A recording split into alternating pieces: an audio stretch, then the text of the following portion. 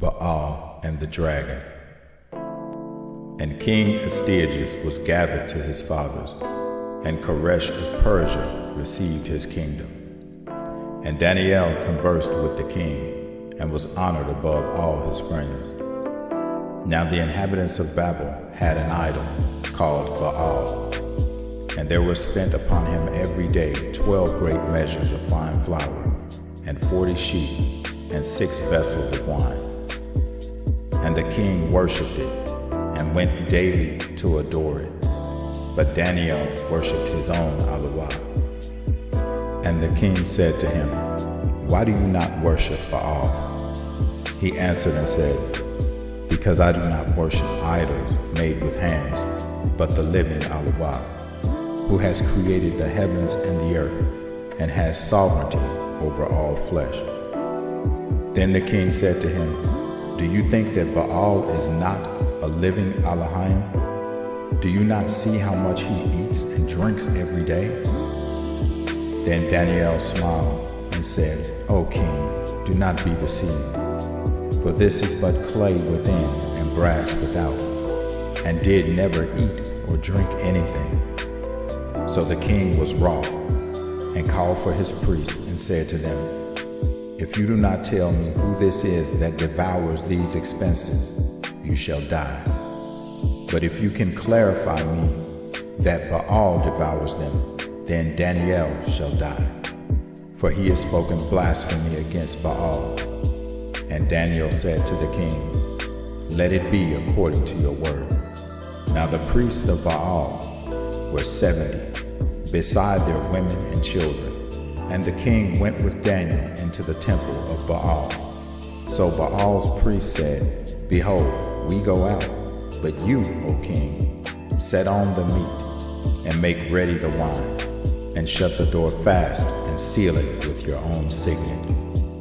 And tomorrow, when we come in, if you do not find that Baal has eaten up all, we will suffer death, or else Daniel that speaks falsely against us."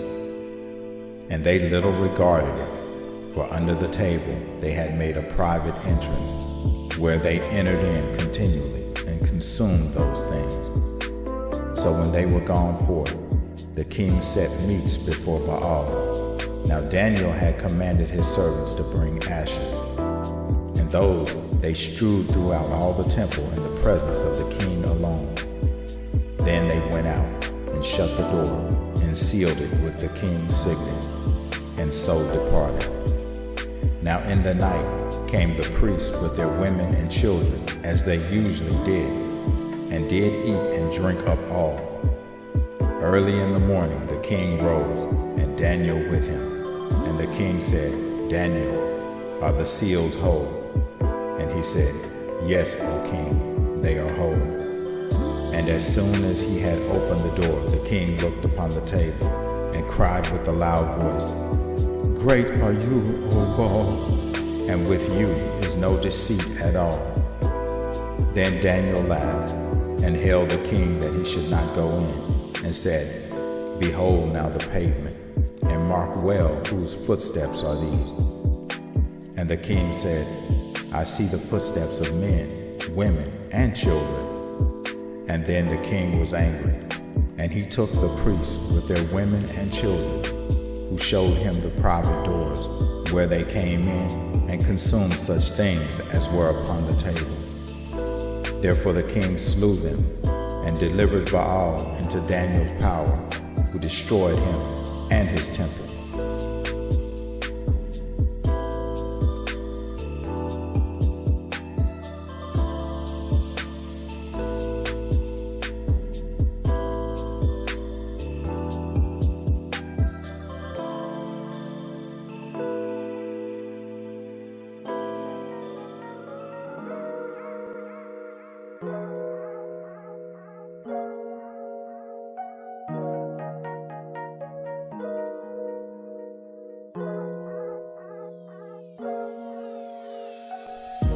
And in that same place there was a great dragon, which they of Babel worshipped. And the king said to Daniel, "Will you also say that this is of brass? Behold, he lives, he eats and drinks. You cannot say that he is no living Elohim. Therefore worship him. Then Daniel said to the king, I will worship Yahuwah Elohah, for he is the living Elohah. But give me leave, O king, and I shall slay this dragon without sword or staff. The king said, I give you leave. Then Daniel took pitch and fat and hair and did seethe them together and made lumps of it. This he put in the dragon's mouth, and so the dragon burst in two. And Daniel said, Behold, these are the Elohim you worship? When they of Babel heard that, they took great indignation and conspired against the king, saying, The king has become a Yehudi, and he has destroyed Baal. He has slain the dragon and put the priests to death. So they came to the king and said, Deliver us, Daniel, or else we will destroy you and your house. Now when the king saw that they pressed him greatly, being constrained, he delivered Daniel to them, who cast him into the lion's den, where he was 6 days. And in the den there were 7 lions, and they had given them every day 2 carcasses and 2 sheep, which then were not given to them, to the intent that they might devour Daniel. Now there was in Yehuda a prophet called Habakkuk, who had made pottage, and had broken bread in a bowl, and was going into the field to bring it to the reapers. But the angel of Yahuwah said to Habakkuk, Go, carry the dinner that you have into Babel to Daniel, who is in the lion's den. And Habakkuk said, Adonai, I never saw Babel, neither do I know where the den is. Then the angel of Yahuwah took him by the crown, and bore him by the hair of his head, and through the vehemency of his ruach set him in Babel over the den. And Habakkuk cried, saying, O Daniel, Daniel, take the dinner which Elohah has sent you. And Daniel said, You have remembered me, O Elohah, neither have you forsaken them that seek you and love you. So Daniel arose and did eat. And the angel of Yahuwah set Habakkuk in his own place again immediately.